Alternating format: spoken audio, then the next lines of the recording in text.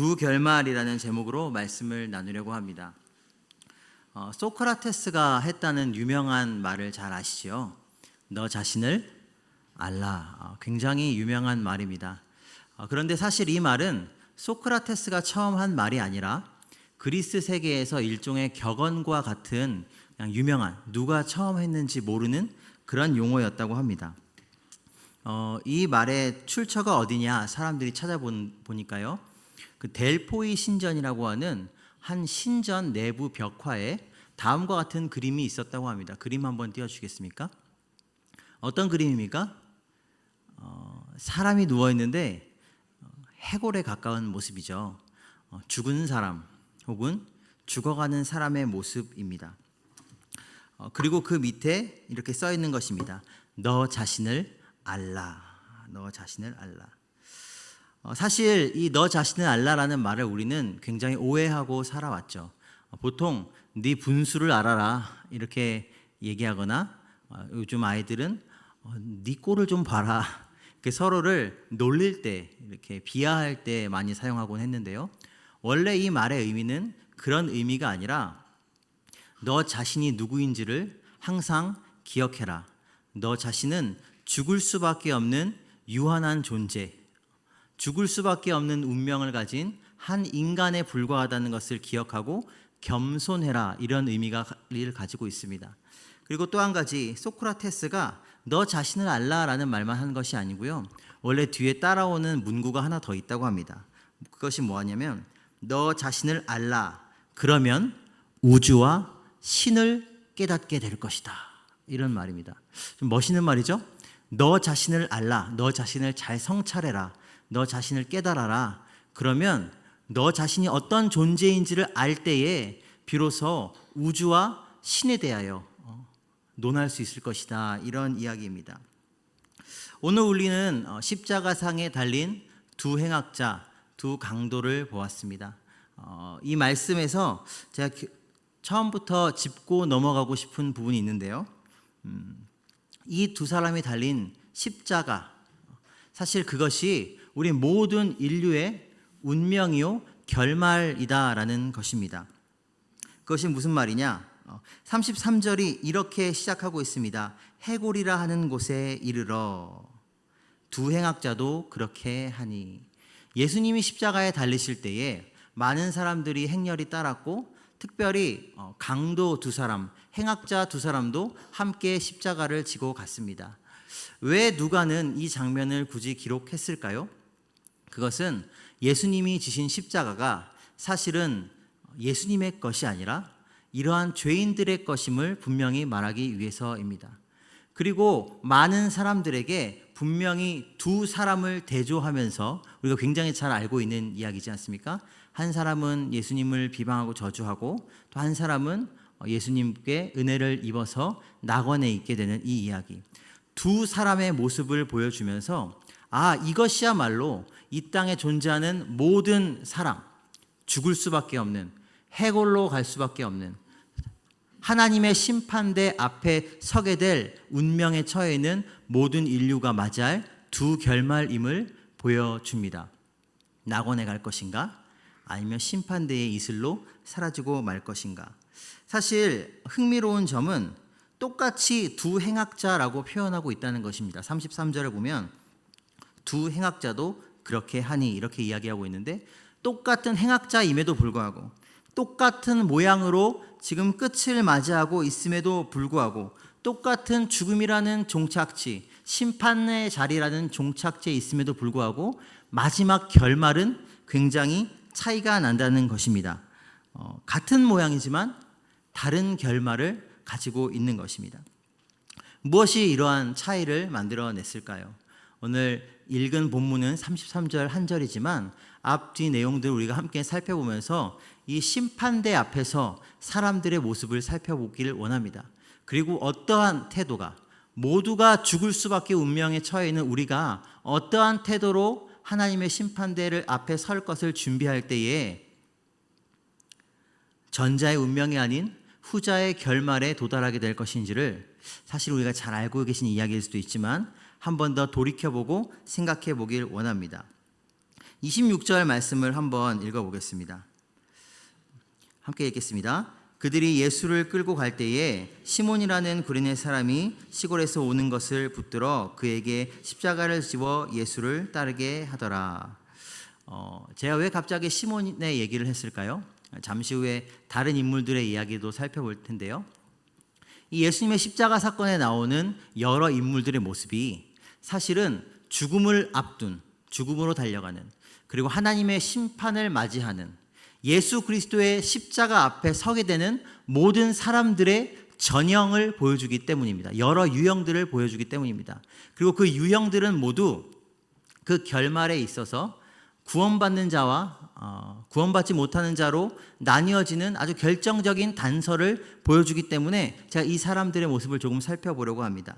구레네 시몬 잘 알고 계시지만 조금 살펴보려고 하는데요. 이 사람은 십자가 앞에서 항변하는 사람의 첫 번째 모습입니다. 한번 따라해 보시겠습니까? 항변하는 사람. 나는 무죄입니다. 억울합니다. 시몬이라는 사람을 잘 아시죠? 6월절 성지 순례를 위해 저 먼 구레네 땅에서 올라온 디아스포라 유대인이었습니다. 착한 사람이었겠죠. 종교적 열심을 가진 사람이었고 하나님을 예배하러 온 사람입니다. 그런데 그가 로마 군인에 의해서 예수님의 십자가를 지게 됩니다. 마가복음 15장 21절을 보면 이에 대해서 이렇게 표현하고 있습니다. 마침 알렉산더와 루포의 아버지인 구레네 사람 시몬이 시골로부터 와서 지나가는데 그들이 그를 억지로 같이 가게 하여 예수의 십자가를 지우고, 어떻게 해요? 억지로 십자가를 지웠다라고 이야기하고 있습니다. 당황스러웠을 것입니다. 이 사람으로선. 단지 이 사람은 6월절 예배를 드리러 왔을 뿐입니다. 근데 우연히 한 소동에 휘말려서 내 것이 아닌 십자가를 짊어지게 된 상황입니다. 여기 억지로라는 표현에서 우리가 한 가지 생각해 볼 부분이 있는데요. 마태복음 5장 41절에는 이런 이야기가 나옵니다. 예수님이 하신 말씀인데, 또 누구든지 너로 억지로 오리를 가게 하거든 그 사람과 심리를 동행하고. 여기 한 가지 배경이 있습니다. 당시에는 로마 제국의 시대였잖아요. 로마 제국이 여러 속주를 지배하고 다스리고 있었습니다. 그런데 로마 시민으로서, 로마 제국인으로서 속주인들에게 행할 수 있는 여러 권리가 있었습니다. 착취하고 빼앗고, 구체적으로 말하면 하루에 오리, 즉 2km 정도, 어느 정도 무게가 나가는 자기 짐을 강제로 노역시킬 수 있는 권리가 로마인들에게 있었습니다. 그래서 지나가다가 속주인들을 딱 불러서 이 짐을 어디까지 옮겨라 라고 말하면 싫어도 어쩔 수 없이, 그 로마 제국의 압제 아래에 있던 속주민들은 어쩔 수 없이 그 로마인들에게 굴복하고 굴종해야 했던 그런 사회적 배경이 있는 것입니다. 그런 배경 속에서 예수님이 누가 너에게 오리를 억지로 짐을 지우면 심리를 가져라, 이렇게 얘기했던 것이죠. 한번 구레네 사람 시몬의 마음을 생각해 보시기 바랍니다. 그는 멀리 구레네에서부터 하나님의 성전을 사모하는, 예배를 사모하는 마음으로 온 사람입니다. 민족에 대한, 하나님에 대한 열심이 있는 사람이었을 것입니다. 그러나 그의 현실은 어떻습니까? 억지로 십자가를 짊어져야 하는 상황입니다. 원치 않는 폭력과 강압에 의해서.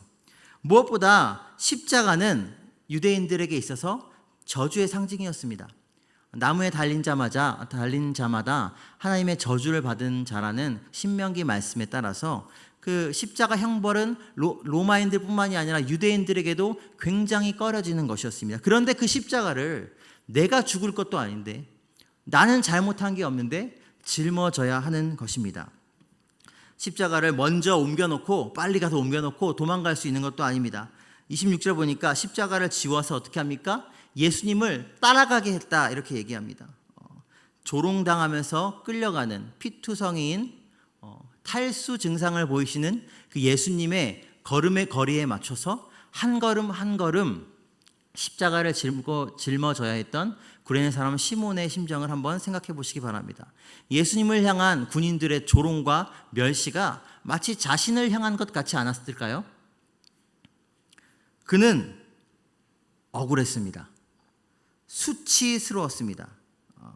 왜냐하면 그가 생각하기에 나는 무죄였기 때문입니다. 이 십자가는 나의 것이 아니었기 때문입니다. 이런 사람들이 있습니다.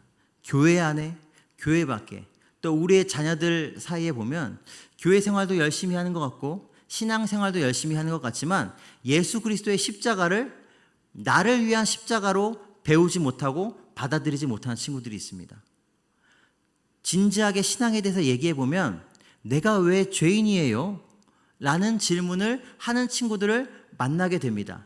겉으로 보기엔 너무나 젠틀하고, 겉으로 보기엔 너무나 교회 생활도 잘하고, 겉으로 보기에는 부모님의 기쁨이 되는, 공부도 잘하는 착한 학생인데 그 안에 스스로가 십자가에 못 박혀 죽어야 하는, 심판의 자리로 갈 수밖에 없는 죄인이라는 의식이 없습니다. 우리 안에도 혹시 있는지 모르겠습니다. 십자가 앞에 선 첫 번째 사람의 모습입니다. 두 번째 사람의 모습입니다. 27절 말씀 함께 읽어보도록 하겠습니다. 또 백성과 및 그를 위하여 가슴을 치며 슬피 우는 여자의 큰 무리가 따라오는지라. 한번 따라해 보시겠습니다. 항변 두 번째, 그는 무죄입니다. 나처럼. 하나님의 심판대 앞에서 예수 그리스도의 십자가를 맞이했을 때 나타날 수 있는 두 번째 반론입니다. 이 여인들은 제자들과 예수님을 수종하면서 예수님의 공생애 동안 따라다녔던, 예수님의 은혜를 입었던 수많은 여인들이 분명합니다.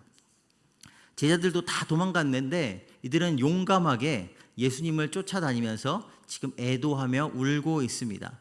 사실 당시에 죄인을 위해 애도하는 것은 법적으로 금지된 일이었기 때문에 이것은 굉장한 용기가 필요한 일입니다. 그럼에도 불구하고 그들은 울며 예수님을 애도하고 있는 것입니다. 예수님을 위해 예수님의 처형 판결에 저항하고 있는 것입니다. 그는 죄가 없습니다. 그는 죄가 없습니다라고 울면서 예수님을 위해 이야기하고 있는 것입니다. 그런데 예수님께서는 그들을 향해 칭찬하는 것이 아니라 굉장히 의외의 말씀을 하십니다. 28절 말씀 한번 읽어보겠습니다.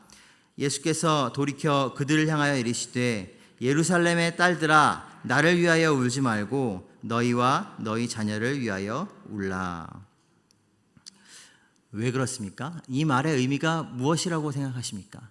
예수님을 위해 울고 있는 여인들에게 예수님 말씀하시는 것입니다. 나를 위해 울지 말고 너희와 너희 자녀들을 위해 울라. 항변 두 번째, 예수님은 무죄입니다. 나처럼.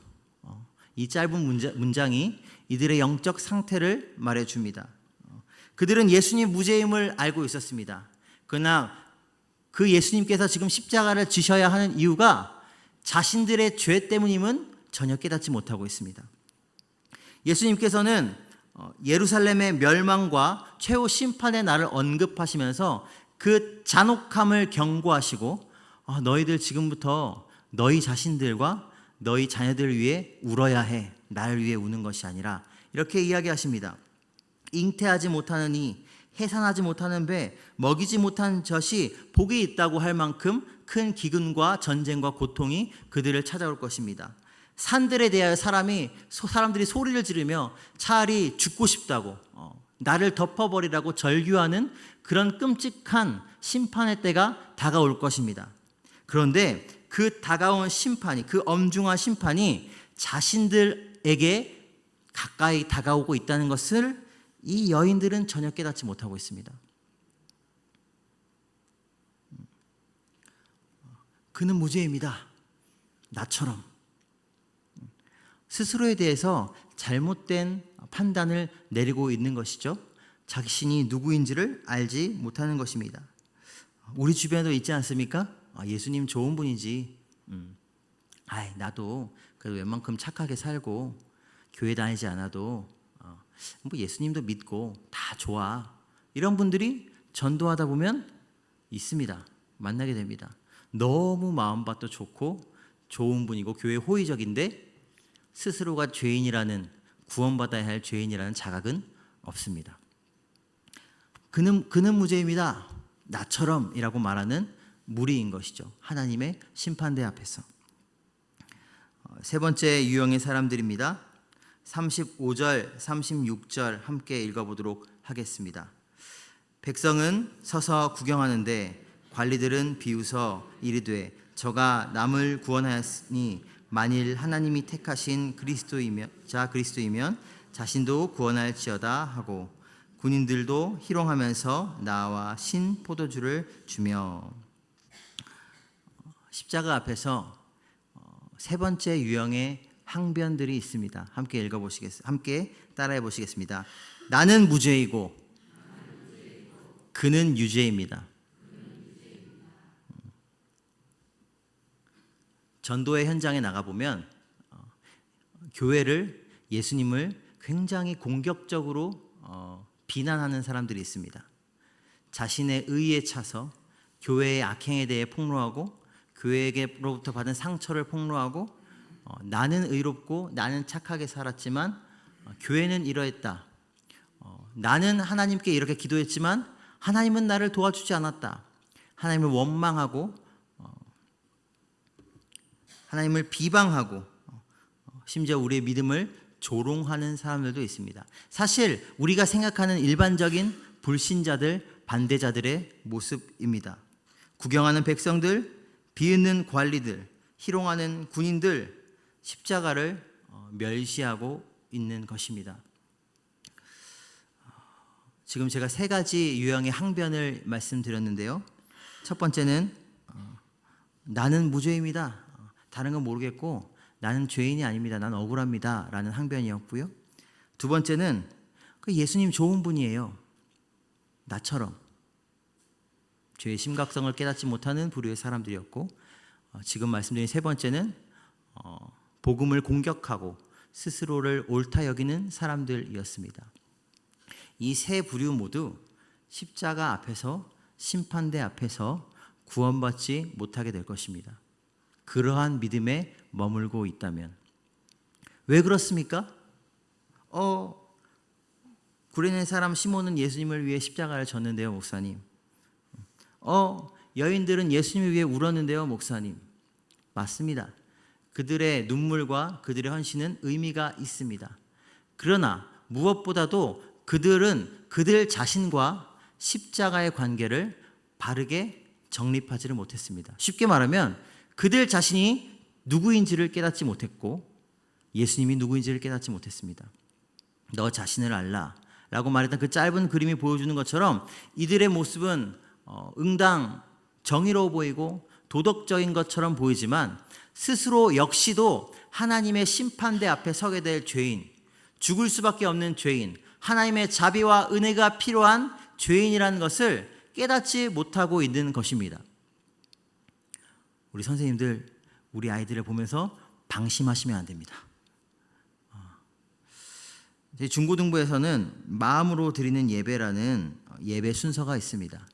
그날 예배 설교가 마치면 이렇게 찬양 반주와 함께 아이들이 스스로 기도할 수 있는 시간을 줍니다. 물론 편차는 있습니다. 정말 진지하게 참여하는, 잘 참여하는 아이들도 있고 고민하는 아이들도 있습니다. 그리고 저도 나중에 저만 이제 그 아이들이 적어낸 그 기도문을 보는데요. 아이들이 헌금 한 5분 10분 정도 반주와 함께 그 기도문을 적고 헌금 시간에 헌금과 함께 제출합니다. 그리고 함께 봉헌 기도를 합니다. 아이들과 너희들이 직접 적어낸 그 기도의 제목을 가지고 이 시간 우리 같이 기도하자라고 기도하고 제가 마무리 기도를 하고 축도를 합니다. 매주 재미가 있습니다. 아이들이 말씀을 제대로 이해를 못했구나, 내가 이 부분은 실패했구나, 이 친구가 굉장히 말씀을 잘 들었구나, 이렇게 생각하고 있구나, 이런 부분들을 피드백 되는 것 같아서 굉장히 좋기도 한데요. 예상은 했지만 맞닥뜨리게 된 경험들이 있습니다. 굉장히 신앙이 좋은 아이예요. 열심히 교회 생활도 하고 어렸을 때부터 신앙생활도 했는데 그 아이의 그 진지한 기도의 편지, 하나님께 드리는 기도의 편지를 보면 이 아이는 자신이 구원받았다는 확신이 없습니다. 그러니까 하나님의 자녀로 살기 위해서 이렇게 해야겠습니다. 이렇게 할게요. 이렇게 할게요. 몇 주간 그러한 기도문이 계속되다가 결국 자기도 깨닫게 된 겁니다. 하나님, 저는 아직 믿음이 없는 것 같아요. 예수님을 믿고 회개하고 구원받을 수 있게 해주세요. 이런 기도의 제목이 나오게 되는 것입니다.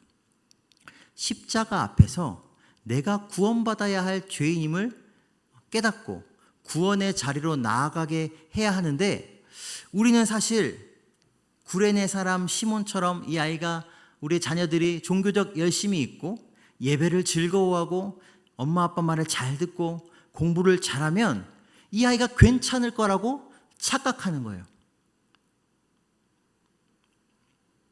울고 있으면, 수련회 가서 열심히 울면 이 아이는 괜찮은 아이라고 착각하고 마는 것입니다.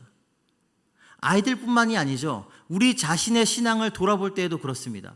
우리가 부흥에서 은혜 받고, 설교 말씀에 은혜 받고, 그날 큐티 말씀에 은혜 받고, 눈물을 흘리고 위로를 받고, 내가 하나님을 위해서 직분을 가지고 열심히 봉사하는데 나는 괜찮다라고, 괜찮음의 근거가 무엇에 있습니까? 나의 행위에 있습니다. 나는 무죄입니다 라고 하나님 앞에서 항변하고 있는 것이죠. 하나님 모르십니다. 저도 괜찮은 것 같습니다. 착각하고 있는 것입니다. 착각은 자유다라는 말이 있죠. 그래, 착각은 자유야.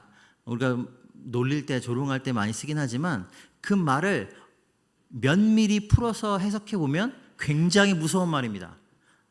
그래, 너는 지금 잘못 생각하고 있지만 나는 그 잘못을 바로잡아 주지 않을 거야. 너 생각하고 싶은 대로 해. 그렇지만 기억해야 돼. 너의 그 착각 때문에 결국 너는 대가를 치르게 될 거야. 이 말입니다. 착각은 자유라는 말은, 나는 더 이상 너의 그 착각에 관여하고 싶지 않지만 그냥 그렇게 살아. 근데 네가 잘못 생각하고 있는 그것 때문에 넌 반드시 대가를 치르게 될 거야. 이 말이잖아요. 착각은 자유다.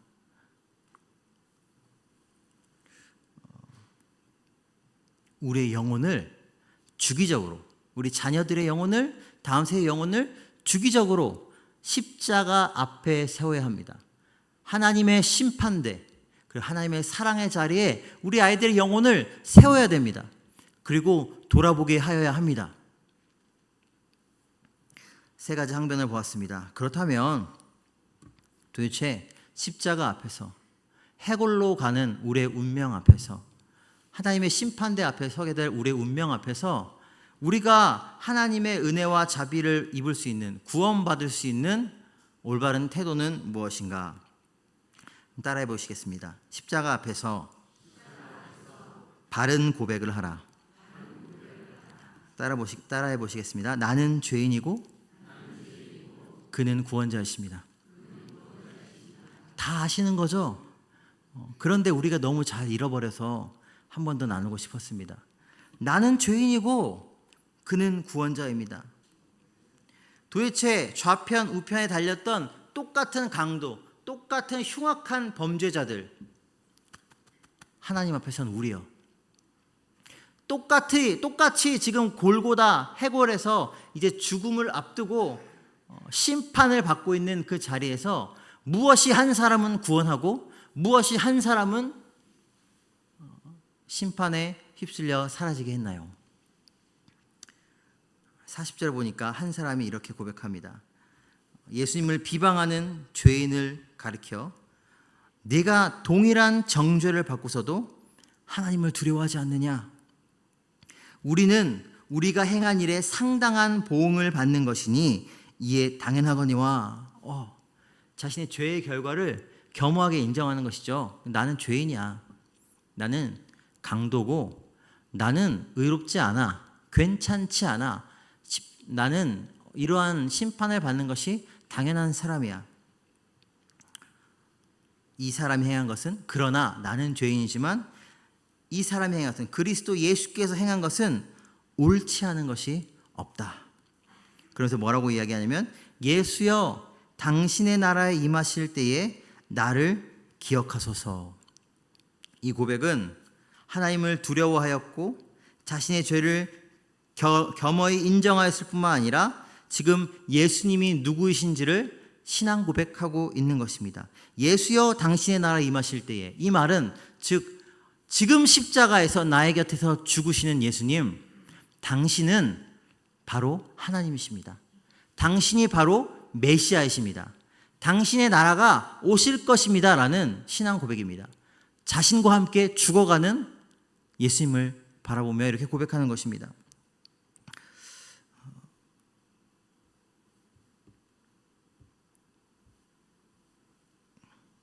로마서 5장 8절 말씀입니다.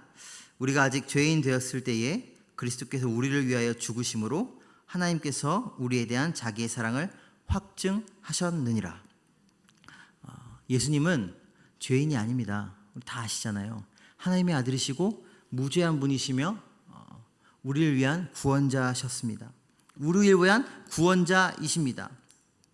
착각하는, 자기 자신을 깨닫지 못하는 수많은 사람들을 향해 예수님 이렇게 이야기하십니다. 이에 예수께서 이르시되 34절입니다. 아버지 저들을 사하여 주옵소서. 자기들이 하는 것을 알지 못함이니이다. 수많은 항변들을 향하여, 나는 괜찮아요, 나는 아니에요, 나는 그런 사람이 아닙니다 라고 말하는 수많은, 아니 이 시간 우리를 향해서 예수님 말씀하시기를 그가 자신이 행하는 것을 깨닫지 못하는 죄인이다 이야기하십니다. 예수님께서 해골로 갔던 두 사람, 십자가에 매달렸던 두 행악자, 아니 사실은 오늘 본문에 나온 모든 사람들, 나아가 이 시간 이 자리에 앉아있는 우리 모두 죽음의 운명 가운데 있는 하나님의 심판 앞에 서게 될 우리 모두를 내버려 두지 않으시고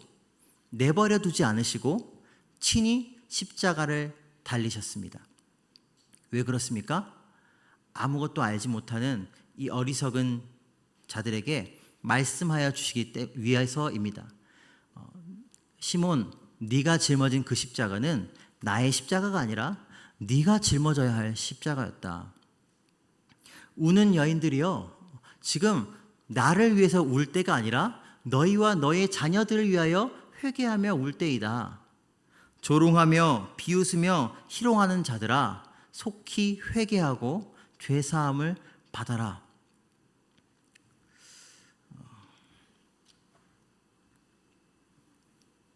해골로 가는 인생, 반드시 끝은 있습니다. 우리는 우리 자신이 누구인지를 기억해야 합니다.